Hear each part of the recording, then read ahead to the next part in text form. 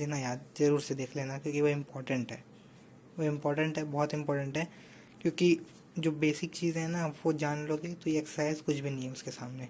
तो हम स्टार्ट करेंगे एक्सरसाइज 1.1, और अगर नहीं होगा तो मैं इसमें भी कुछ कुछ उसके पार्ट्स बता दूंगा। यही सब उसमें बताया है, set, roster form, set builder form, और belongs to, not belongs to का मतलब यही है और कुछ खास नहीं है।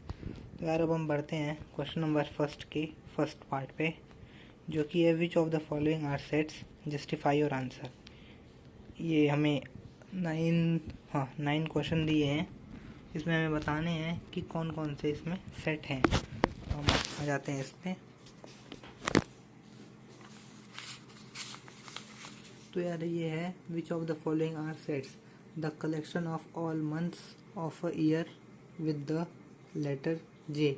तो ये सबसे पहले तो सेट इन सब में फाइंड आउट करने का इजी स्टेप वो है जो कि अगर वेरिएबल है, मतलब कि अगर वो चीज़ें अगर वेरी करती है तो वो सेट है, ठीक है। अगर वो कांस्टेंट है तो वो सेट नहीं है, ठीक है। तो जैसे ये देखो, the collection of all month of a year beginning with the letter J. J से कौन कौन से मतलब मंथ हैं, एक 1 ईयर में 12 मंथ होते हैं ना, तो उसमें कौन कौन से मंथ हैं जो जे से स्टार्ट होते हैं, वो कौन कौन से हैं। एक तो है हमारा जनवरी, एक है हमारा जून, एक है हमारा जुलाई। तो ये जो है जे से स्टार्ट होता है, ये यूनिवर्सल है। अगर मैं आपसे भी पूछूं तो आप भी यही बोलोगे, जनवरी जून जुलाई, एक 1 ईयर में ये 3 मंथ होते हैं जो जे से स्टार्ट होते हैं। तो आपके लिए भी ये मतलब कि आपके लिए भी ये सेम है और मेरे लिए भी ये सेम है। तो इसकी वैल्यू जो है वो वेरी नहीं कर रही है। सॉरी, मैंने भी गलत बोल दिया था। अगर वेरिएबल है तो ये सेट नहीं है, और अगर कांस्टेंट है तो ये सेट है। ये हमारा कांस्टेंट है, आपके लिए भी सेम, मेरे लिए भी सेम, वेरी तो कर नहीं रहा है, तो इसलिए ये पहला वाला हमारा सेट है, ठीक है। ये हमारा सेट है। अब बढ़ जाते हैं हम दूसरे को पे, the collection of 10 most talented writers of India. तो यार देखो, आ गया ना तुरंत क्वेश्चन यहाँ पे बदल दिया है, the collection of 10 most talented writers of India. India के 10 मोस्ट टैलेंटेड राइटर्स। तो यार ये वेरी करेंगे, क्योंकि आपके लिए 10 मोस्ट टैलेंटेड राइटर्स कुछ और होंगे, मेरे लिए 10 मोस्ट टैलेंटेड राइटर्स कुछ और होंगे, तो ये वेरी करेगा। अगर मैं अपने आप की बात करूँ तो मुझे 10 राइटर जो बहुत बहुत टैलेंटेड है इंडिया में, वो अलग हैं, अलग लिस्ट में मैं रखूँगा, और आपसे पूछूंगा तो आपको कोई और अच्छा लगेगा। तो इसलिए ये वेरी कर रहा है, इसलिए ये सेट नहीं है, ठीक है। अब हम बढ़ जाते हैं थर्ड पे, ये सेट सेकंड वाला सेट नहीं है। अब हम बढ़ जाते हैं थर्ड पे। थर्ड क्या है, a team of 11 best cricket batsman of the world. तो यार ये देख लो, यहाँ भी वही है, वेरी करेगा। अगर बात करता है यहाँ पे अगर इंडियन टीम की, तो यार तो भी वेरी करता, और यहाँ पे बात कर रहा है 11 best cricket batsman of the world के 11 बेस्ट क्रिकेट बैट्समैन।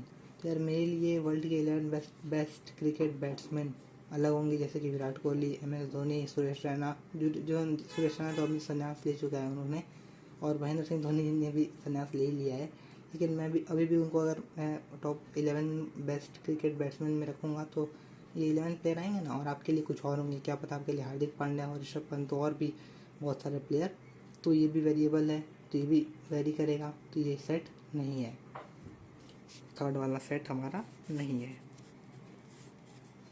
तो यार अब देखते हैं फोर्थ क्या है, the collection of all boys in your class. तो यार ये कांस्टेंट है, क्योंकि अगर मेरे क्लास में, जैसे आपके क्लास में, ये क्लास 11th में कितने बॉयज़ होंगे, तो वो तो आप किसी से भी डिस्कस करके पता कर सकते हो, अपने क्लास टीचर से, या आपको ही पता होगा अटेंडेंस। फोर्थ वाला जो है collection of all boys in class, ये हमारा सेट होगा, क्योंकि अगर मैं आपसे पूछूं कितने बॉयज़ हैं तो आप भी बताओगे। अगर मान लो सपोज दैट एग्जांपल, अगर आपके क्लास में 20 बॉयज़ हैं, ठीक है, 20 बॉयज़ हैं, आपको लेके 20 बॉयज़ हैं, और अगर मैं आपकी क्लास में किसी और से पूछूं, किसी और आपके दोस्त से, तो वो भी बोलेगा 20, आप भी बोलोगे 20 है। तो ये वेरी नहीं ना कर रहा है, ये कांस्टेंट है, ये आपके लिए भी सेम है और उसके लिए भी सेम है, तो इसलिए ये सेट होगा, ठीक है। तो मतलब कि जो फोर्थ वाला है वो हमारा सेट है। ठीक है, अब बढ़ते हैं हम फिफ्थ पे।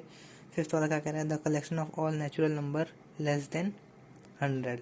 तो यार ये भी सेट होगा, क्योंकि the collection of all natural numbers, जितने भी नेचुरल नंबर्स हैं उनका कलेक्शन। नेचुरल नंबर कौन कौन से होते हैं, 1 से लेके जितने भी नेचुरल नंबर्स, मतलब जितने भी नंबर्स हैं जो स्टार्टिंग होते हैं 1 से, जिनका स्टार्ट 1 से होता है, वो सब नेचुरल नंबर होते हैं।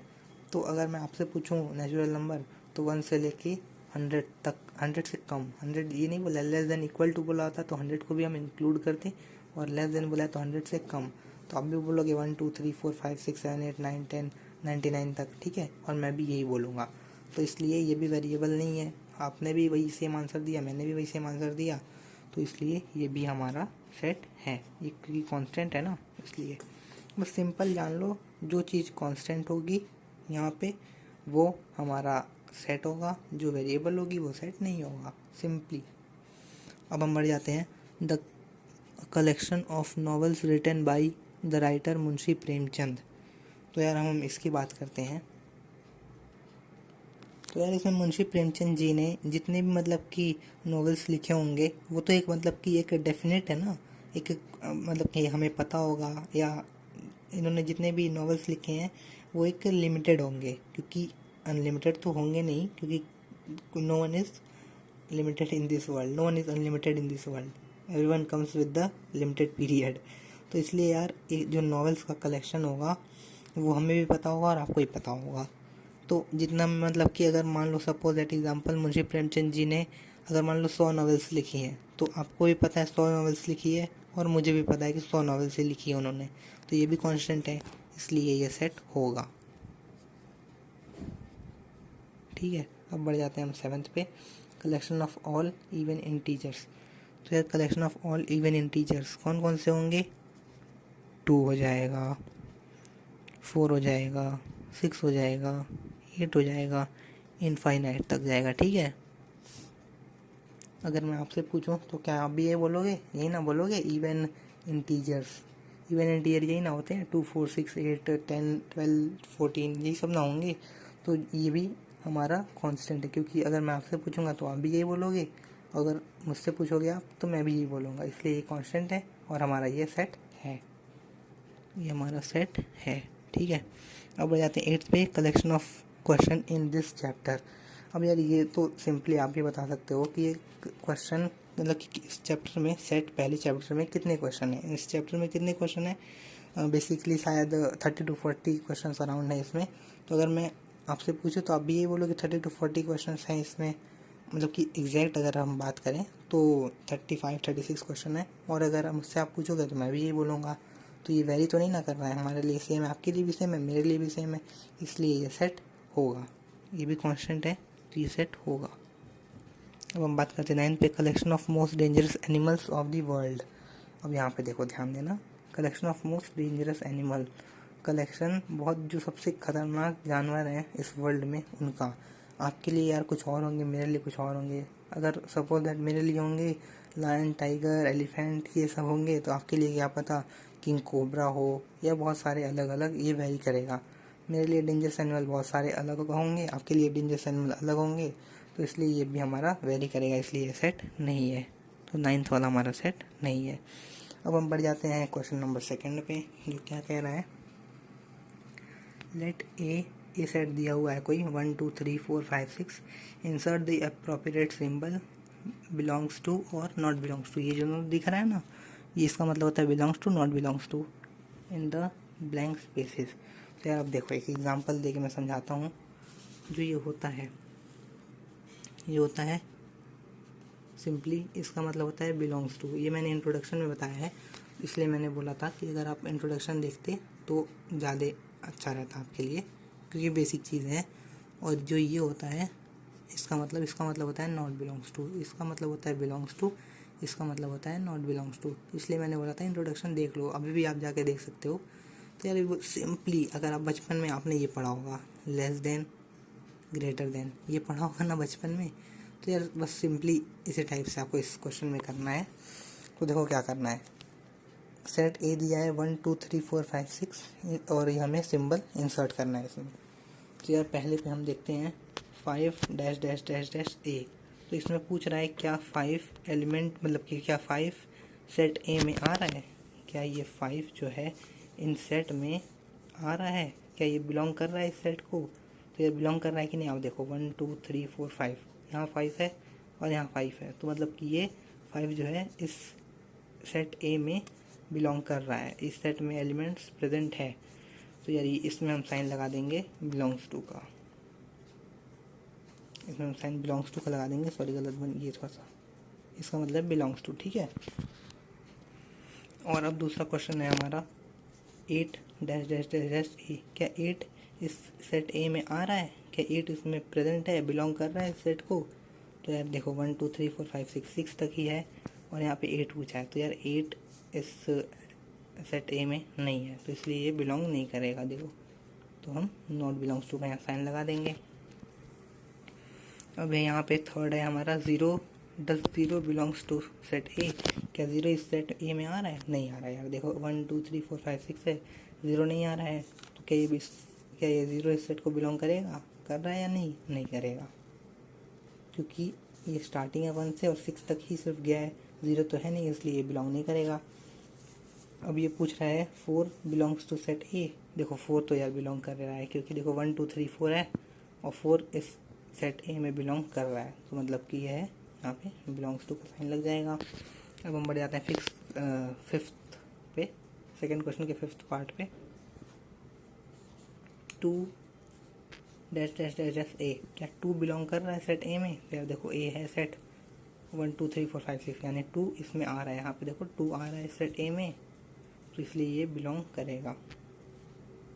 देखो ये भी बिलोंग कर रहा है। अब हम बढ़ जाते हैं लास्ट पे जो कि है 10 डैश डैश डैश ए, क्या 10 इस एलिमेंट इस सेट ए में, क्या एलिमेंट 10 इस सेट ए में आ रहा है या नहीं आ रहा है। अगर आ रहा है तो बिलोंग्स टू, नहीं आ रहा है तो नॉट बिलोंग्स टू। तो यार 10 तो नहीं आ रहा है, इसलिए यहाँ पे होगा नॉट बिलोंग्स टू, ठीक है।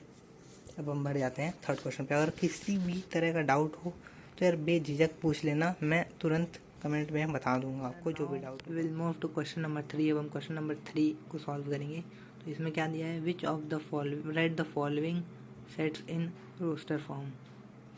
तो यार रोस्टर फॉर्म तो मैंने बताया था आपको बहुत अच्छे से ये याद होना चाहिए। ये इंट्रोडक्शन पार्ट में मैंने बताया है कि जहाँ भी कोलोन दिख जाए, देखो यहाँ पे करली ब्रैकेट दिख रहा है, कोलोन दिख रहा है, जहाँ भी ये दिख जाए, यहाँ पे देखो करली ब्रैकेट भी है, करली ब्रैकेट भी है यहाँ पे, और देखो कोलोन भी है, तो जहाँ पे दिख जाए ये वो रोस्टर फॉर्म होगा। ये मैंने आपको इंट्रोडक्शन में बताया था। तो यार विदाउट वेस्टिंग द टाइम हम मूव करते हैं क्वेश्चन नंबर 3 के फर्स्ट पार्ट पे, जो कि है हमारा a is equal to curly bracket में x colon x is an integer and -3 less than equal to x less than 7। तो यार इस यहाँ पे जो कंडीशन है उसको समझो, ये तो बहुत इंपॉर्टेंट है, क्योंकि ऑलमोस्ट लोग यही कंफ्यूज होते हैं। ऑलमोस्ट मैं बता रहा हूँ, ऑलमोस्ट लोग यही कंफ्यूज हो जाते हैं। ये कंडीशन क्या दी हुई है, -3 x की जो वैल्यू है वो -3 के इक्वल भी है और -3 से बड़ी है और -3 के इक्वल है, क्योंकि यहाँ पे लेस देन इक्वल टू का साइन दिया हुआ है। तो x की जो वैल्यू है वो -3 से बड़ी है और इक्वल है और 7 से कम है। तो यार -3 से बड़ी वैल्यूज़ और -3 को हम इंक्लूड करेंगे क्योंकि लेस देन इक्वल टू दिया हुआ है, और 7 को इंक्लूड हम नहीं करेंगे लिखते टाइम, क्योंकि 7 से कम बोला है। लेस यहाँ पे इक्वल टू का साइन नहीं लगाया है कि हम 7 को भी इंक्लूड करें। यहाँ पे अगर इक्वल टू का साइन होता तो हम 7 को भी इंक्लूड करते। तो यार ये है यहाँ पे x colon x is an integer and x की जो वैल्यू है वो -3 के less than equal to, x की जो वैल्यू है वो -3 से बड़ी होगी और इक्वल होगी -3 के और 7 से कम होगी, ठीक है। तो हम यहाँ पे डायरेक्ट अब सॉल्व कर देते हैं। जो ए होगा वो क्या होगा हमारा, करली ब्रैकेट लगाना मत भूलना क्योंकि ये रोस्टर फॉर्म में लिखने के लिए बोला है। तो होगा -3 -2 -1 कॉमा, और कॉमा से सेपरेट करते हैं, ये भी मैंने इंट्रोडक्शन में बताया है। 0, 1, 2, 3, 4, 5, 6, 7। ये आप लोग लिखोगे नहीं, गलत है ये। यहाँ पे सिर्फ लेस देन 7 बोला है, लेस देन इक्वल टू 7 नहीं बोला है, जो हम यहाँ पे इसको 7 को लिखेंगे। अगर यहाँ पे बोलता है, यहाँ पे अगर इक्वल टू लगा देता तब हम यहाँ पे 7 को भी इंक्लूड कर लेते। बस यहीं तक होगा, करली ब्रैकेट यहाँ पे तक ख़त्म। अब यार देखो, ये तो एक क्लास छोटे क्लासेस से पढ़ते आ रहे होंगे कि नेगेटिव साइन जितना बढ़ते जाता है उतना कम होते जाता है, और नेगेटिव साइन जितना पास होता है, ज़ीरो से जितना पास उतनी वैल्यूज़ बढ़ी, और जीरो से जितनी दूर माइनस में नेगेटिव साइड में, मतलब कि लेफ़्ट साइड में और नीचे के साइड में डाउनवर्ड, जितनी दूर वैल्यूज़ होती हैं उतनी ज़्यादा वैल्यूज़ छोटी होती हैं। ठीक है, तो यार थर्ड का फर्स्ट पार्ट भी हो गया। अब हम बढ़ जाते हैं सेकंड पार्ट पे। कोई भी डाउट हो यार पूछ लेना, बेझिझक पूछ लेना, ठीक है। सेकंड क्या बोल रहा है, x:x is a natural number less than 6। B set दिया हुआ है हमारा, x:x इज़ कोई नेचुरल नंबर जो कि 6 से कम हो। तो नेचुरल नंबर कौन से होते हैं, अभी मैंने क्वेश्चन नंबर सेकंड में भी जिक्र किया था इसका। तो नेचुरल नंबर जो स्टार्ट होते हैं 1 से, स्टार्ट है यहाँ पे 1 से, और लेस देन 6 दिया है, लेस देन इक्वल टू नहीं दिया है जो हम 6 को भी इंक्लूड करें। तो सेकंड हम सिंपली बी सेट जो दिया हुआ है हमारा, नेचुरल नंबर कौन से होते हैं 1, 2, 3, 4, 5, 6, क्या लिखेंगे 6, लेस देन 6 बोला है, लेस देन इक्वल टू 6 नहीं बोला है जो हम लेस 6 को भी इंक्लूड करें। यहाँ पे करली ब्रैकेट ख़त्म। ये हमारा रोस्टर फॉर्म में लिख लिया हमने, और यहाँ पे ये सेकंड भी हो गया है। नेचुरल नंबर बोला है, नेचुरल नंबर स्टार्ट होता है 1 से और होल नंबर स्टार्ट होता है 0 से, और लेस देन 6 बोल रहा है तो हम 6 को इंक्लूड नहीं करेंगे। अगर लेस देन इक्वल टू 6 बोला होता तो हम 6 को इंक्लूड कर लेते हैं। अब बढ़ जाते हैं थर्ड पे। थर्ड पार्ट क्या है हमारा, c is equal to x:x is a 2 digit natural number such that the sum of its digit is 8। यार ये मज़ेदार क्वेश्चन आया यहाँ पे अभी। तो यार ये क्या बोल रहा है, c जो कोई सेट है c जिसमें जो x की वैल्यूज़ हैं, अगर कोई 2 डिजिट नंबर है, कोई 2 डिजिट नेचुरल नंबर है जिसको सम करने पे 8 आए, उन दोनों डिजिट का सम करने पे 8 आ जाए। x की जो वैल्यू है वो कोई किन्हीं 2 डिजिट नेचुरल नंबर को अगर हम लिखें और जिसका सम करने पे 8 आ जाए। जैसे कि फॉर एग्जांपल देखो, जैसे कि हम यहाँ पे लिख दिया 7 1, ये 2 डिजिट बोला है, डिजिट, ये 2 डिजिट हुआ 7 और 1, इसका सम करेंगे क्या आएगा 8। डिजिट बोला है, इसका सम करेंगे क्या आएगा 6 और 2 का सम करेंगे 8 आएगा।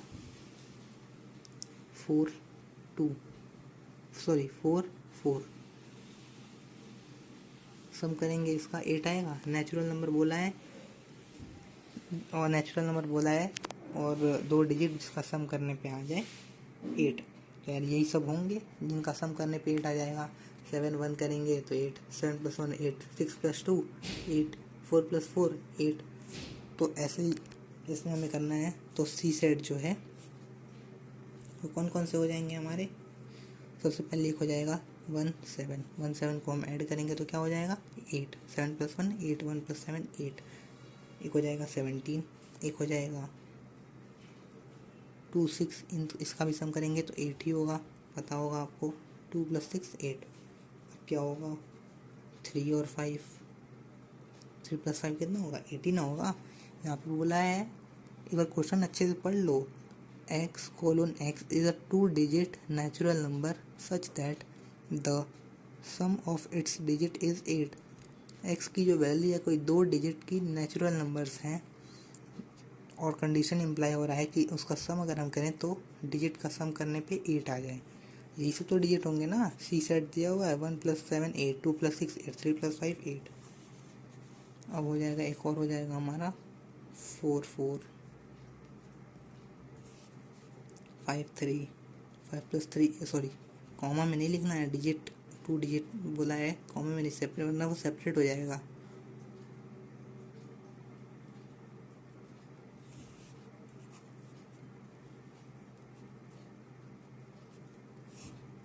और एक और होगा, ये यहाँ पे भी, ये भी ध्यान देना 80 भी होगा इंक्लूड, एक कॉमा है, कॉमा 80 भी इंक्लूड होगा, क्योंकि 8 + 0 क्या करेंगे, 8 + 0 करेंगे तो क्या आएगा 8।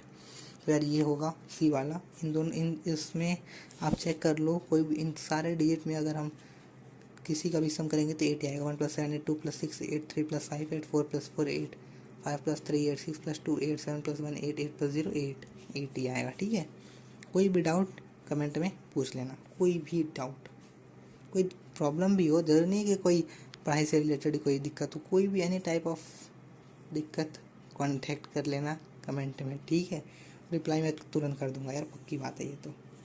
अब फोर्थ पे बढ़ते हैं हम। फोर्थ क्या है, एक्स डी दिया हुआ है, D is equal to x:x is a prime number which is a divisor of 60। तो यार ये भी अच्छे मज़ेदार क्वेश्चन है। कोई डी सेट दिया हुआ है x:x प्राइम नंबर जो कि 60 का डिवाइज़र हो। तो यार प्राइम नंबर कौन कौन से होते हैं, 1 3 5 7, नहीं गलत हो, 2 3 5 7 11 यही सब होते हैं प्राइम नंबर। डी है 60 का वो डिवाइज़र भी हो और प्राइम नंबर भी हो। ठीक है, प्राइम नंबर हो और 60 का डिवाइज़र हो। तो यार 60 का डिवाइज़र कौन कौन से होंगे, 2 होंगे, 2 है, 2 से 60 का डिवाइज़र है, 3 भी होगा, 5 भी होगा, बस दैट्स इट। इसके अलावा और कुछ भी नहीं होगा, और कोई भी प्राइम नंबर नहीं है जो इसका 60 का डिवाइज़र हो, 60 का डिवाइज़र हो। अब हम बढ़ जाएंगे फिफ्थ पे। फिफ्थ क्या बोला है, the set of all letters in the word trigonometry. तो यार जो ट्रिग्नोमेट्री वर्ड दिया हुआ है, देखो ई सेट है, ट्रिग्नोमेट्री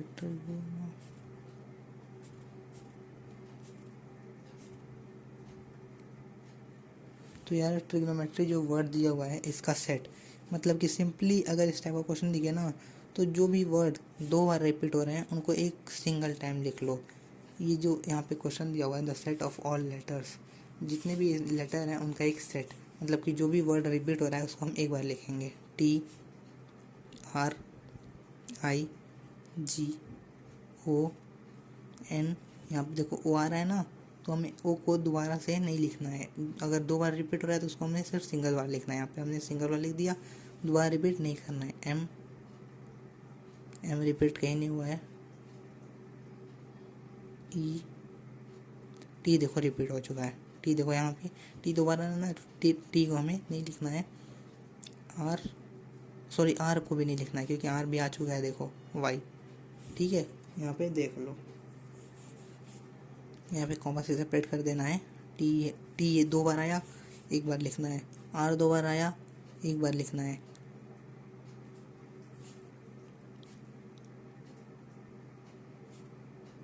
ठीक है, यही सिंपल है। जो भी मतलब कि 2 बार आ रहा है उसको हमें सिंगल बार लिखना है। देखो यहाँ पे टी 2 बार आया था ट्रिग्नोमेट्री वर्ड में, तो एक बार सिंगल लिख लेना है।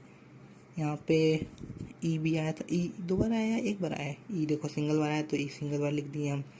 आई देखो सिंगल आया है तो सिंगल लिख दिए हम। जी भी एक बार रिपीट नहीं है 2 बार, तो जी को भी हम लिख दिए। एन देखो एन, यहाँ पे एन भी रिपीट नहीं हो रहा है तो एन को भी हम सिंपली लिख दिए। मतलब कि सिंपली बेसिकली जो 2 बार रिपीट हो रहा है उसको हमें सिर्फ सिंपली एक बार लिख देना है।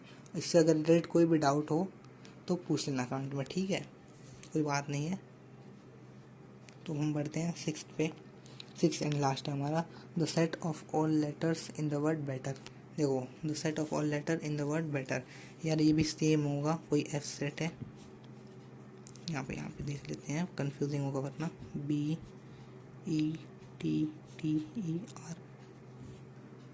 तो यार ये बेटर जो दिया हुआ है इसमें भी हमको सिंपली वो लिखना है। अगर कोई भी इसमें जो लेटर है अगर 2 बार रिपीट हो रहा है तो उसको हमें सिंगल बार लिख देना है। तो यहाँ पे देखो बी 2 बार रिपीट नहीं हुआ, इसको सिंगल लिख दिए। ई, ठीक है, ई हो गया। यहाँ पे कर्ली ब्रैकेट से करना भूल गया, सॉरी गलती हो गई। ठीक है, कर्ली ब्रैकेट से कर देना क्योंकि रोस्टर फॉर्म में लिख रहे हैं हम। BET देखो 2 बार रिपीट हो रहा है तो टी को हमें सिर्फ एक बार लिखना है। ई यहाँ पे आ रहा है तो ई नहीं लिखना है क्योंकि ई हमने यहाँ पे एक बार लिख चुका है, और इसमें हमें जो 2 बार रिपीट हो रहा है उसको सिर्फ एक बार लिखना है। तो BETR हो गया ना, सिर्फ हमें ये लिखना है, हो गया, दैट्स इट, ख़त्म क्वेश्चन। अब हम सॉल्व करेंगे क्वेश्चन नंबर 4। ठीक है यार, कोई भी डाउट हो कमेंट में पूछ लेना, और अब मैं इसकी अलग वीडियो बनाऊँगा तो कोई भी डाउट हो कमेंट में पूछ लेना और इस चैनल को सब्सक्राइब कर देना अगर अगली वीडियो चाहिए तो, नहीं तो कोई बात नहीं है। लेकिन यार मेहनत लगती है, तो लाइक कर देना, कमेंट कर देना, शेयर कर देना और सब्सक्राइब ज़रूर से कर देना, जिससे कि मैं थोड़ा मोटिवेट हो जाऊँ अगली वीडियोज़ के लिए। ठीक है।